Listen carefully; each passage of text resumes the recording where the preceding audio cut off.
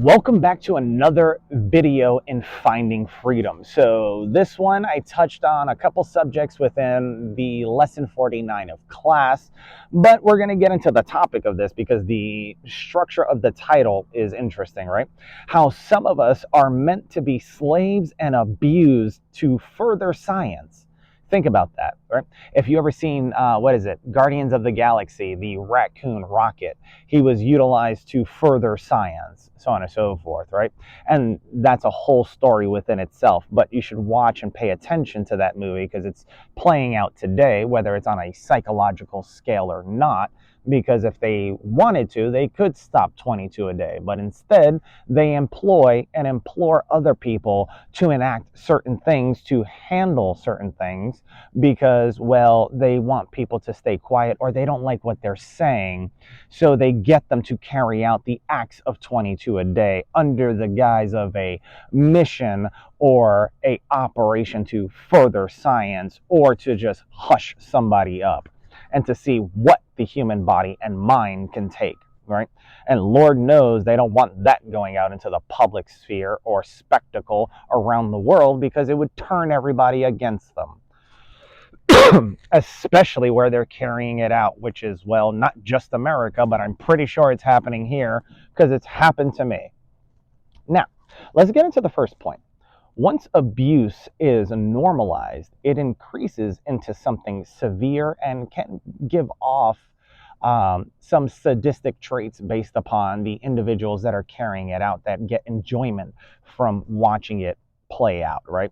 So the sadistic behavior behind the mind of the psychologists and those that are enacting the psychological abuse or physical abuse, so on and so forth, gets more and more severe so that they could find out how far they can push an envelope before something happens. But don't worry, they normally cover their tracks with labels or mental health labels that are probably fictitious that they caused and generated and then got everybody to, well, back them up and cover their tracks. Similar, as I stated in another video, to the first episode of the TV show The Resident, where a surgeon messes up, kills a patient, and then gets everybody to cover up for them.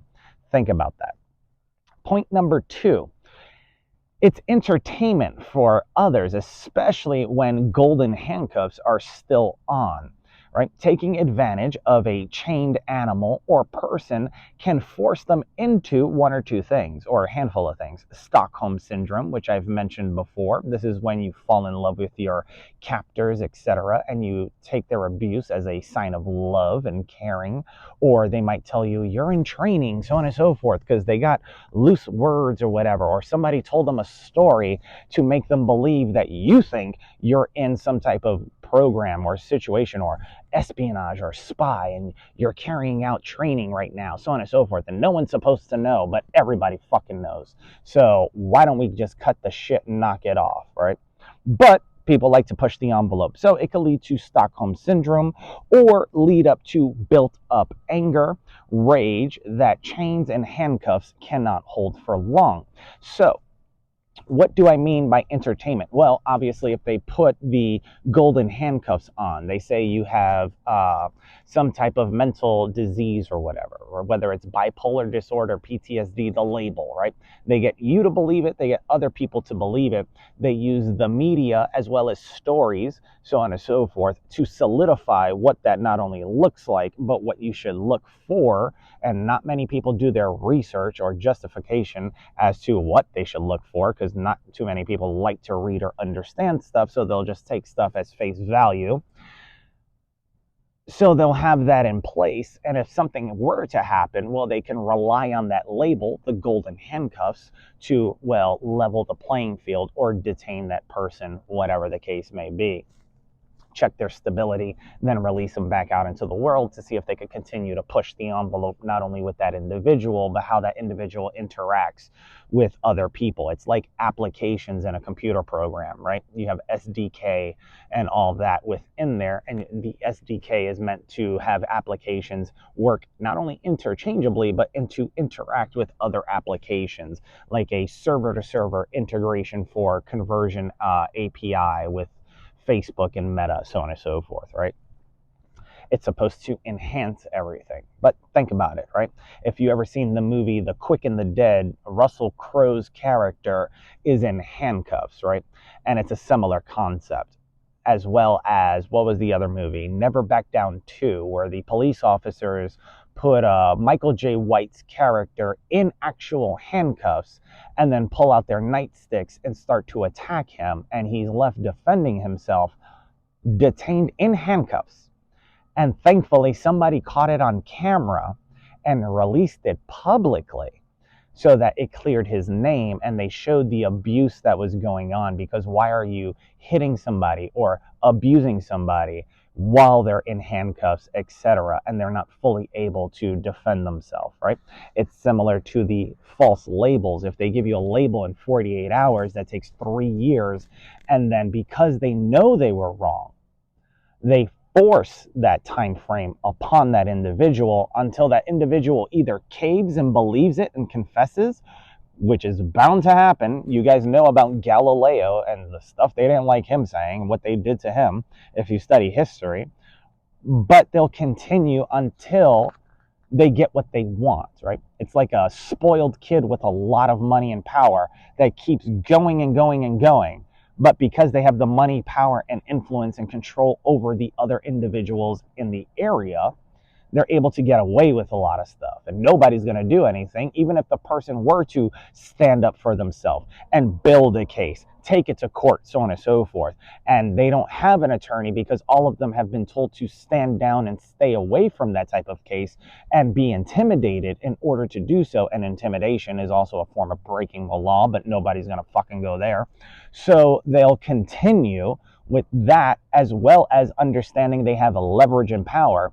And if it does go to court and it does get broadcasted, they're either going to make a mockery of the individual, even if that individual does know what they're stating, and they're going to still rule unjustly to grant leniency to those in power, so to mitigate ramifications.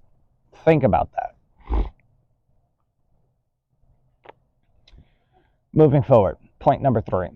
If the person attacking can control your mind and beliefs, they can control you, right? So if you remember the movie, The Book of Eli, right? The reason he wanted the Bible was because it would give him more control and power over individuals that, one, probably didn't understand vocabulary, didn't understand terminology, and so he can say whatever the book said and then give his own definition, having psychological power over the individuals in the movie The Book of Eli, right?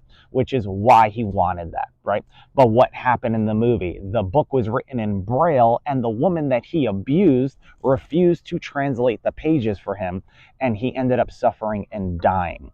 Now, when it comes to psychological things, there's a book and movie called Clockwork Orange that is taught to many psychological students that study advanced psychology, whatever the case. It describes free will as well as state control and forcing things, which I mentioned earlier. These are some things that occurred not only in the Carolinas to teach someone a lesson, but with different military groups as well that have infiltrated things like spiritual practices and whatever. But nobody's going to state that because, well, they have to cover their ass, right? So on and so forth. And Lord knows they don't want repercussions. And if they were to launch an actual investigation with AI and internal affairs, it would make certain industries look very bad, along with the people associated that got implemented in a crime without knowing. So think about that. Now, when it comes to social media and manipulation of psychological understanding, your children are on social media. So don't you think it would behoove you to understand what is going on in the world? So on and so forth, before you lack understanding, right? I mean, if you're going to take somebody at face value because they have a piece of fucking paper, remember, everybody has a driver's license too. Can everybody drive? Probably not. But you'll trust them not to hit you when they're driving on the highway. Think about it.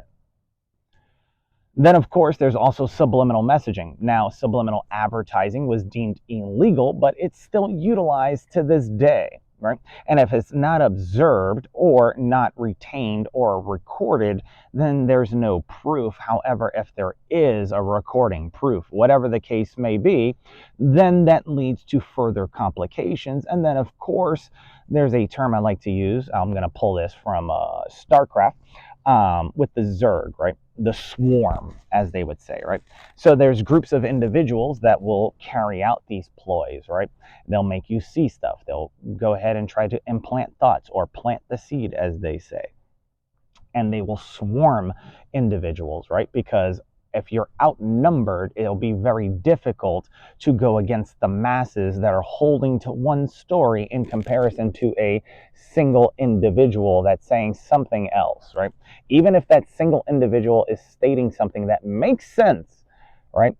The group, the large mass, so on and so forth, the individuals with power, control, money, leverage, etc., will go ahead and be able to outweigh the single individual unless there's other individuals like that it happened to that are able to back things up as well as perform a class action lawsuit against the group or whatever. But that's probably never going to fucking happen. So remember, with this point, if a person attacking can control your mind and beliefs, they can control you. Think Clockwork Orange or Orange Revival or Secret Army Group Orange or whatever, which is not so secret because you can Google it and find out.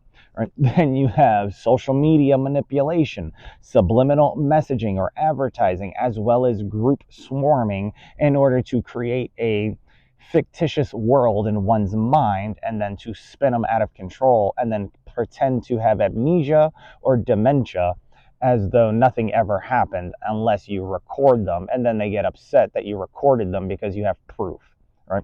And then of course, if you're hoping to trust somebody to hold on to something just to see what would happen and they get rid of it for some reason, well, then that brings into question a lot of other things. Now, and whom you can trust, right? Because if they're helping the other side, then you know that they're on the other side. They don't give a fuck about you, so on and so forth. And it's just lip service, as I mentioned in other videos, etc. Last point, if they can control what the First Amendment covers, then they can also use that to enslave your thoughts, affirmations, and character, along with so many other things. How many people that are in the positive personal growth space have positive affirmations that they're put out there, right? But then again, they say, don't use the Lord's name in vain. But what does that mean and pertain to, right? That comes down to your level of understanding. But if you're able to hinder someone's First Amendment right because you don't like what they're saying or you're scared that it might come out or whatever the case may be, and they're able to control things psychologically and everything else, they can control your thoughts, meaning they could plant the seed. Subliminal messaging and advertising, Clockwork Orange, social media, group swarming, etc., controlling your thoughts, right? Your output, your behaviors. If you want to drive somewhere, they can steer you there psychologically. Trust me, I know. Your affirmations, the stuff you state out loud, if they're able to hear certain things. You ever talked and then all of a sudden an advertisement showed up with what you were speaking about, so on and so forth. They're able to hear and then sell that data. It's all legal if they sell it because they pay taxes. Remember that. And then, of course, your character. How does this change you psychologically, as well as your views on if there are good or bad people in the world? And whom are you to trust? Are you to trust your employer that set everything up to make you have such a psychological output against others? Or would you have other individuals that know what's going on bind together and push back against that type of entity? I mean, think about it. There are people out there that do bad things, but there are also people that do good things. And in the TV show Suits, I forgot which episode it was, but I'm pretty sure it was season 1. And sometimes good guys have to do bad things to make the bad guys pay. And are you willing to let good guys do bad things to make the bad guys pay? So, think about it, live the good life, so on and so forth, etc. No pun intended. And I will see you guys in another video or lesson so on and so forth, whether that be in class or finding freedom. So, till next time, my friends.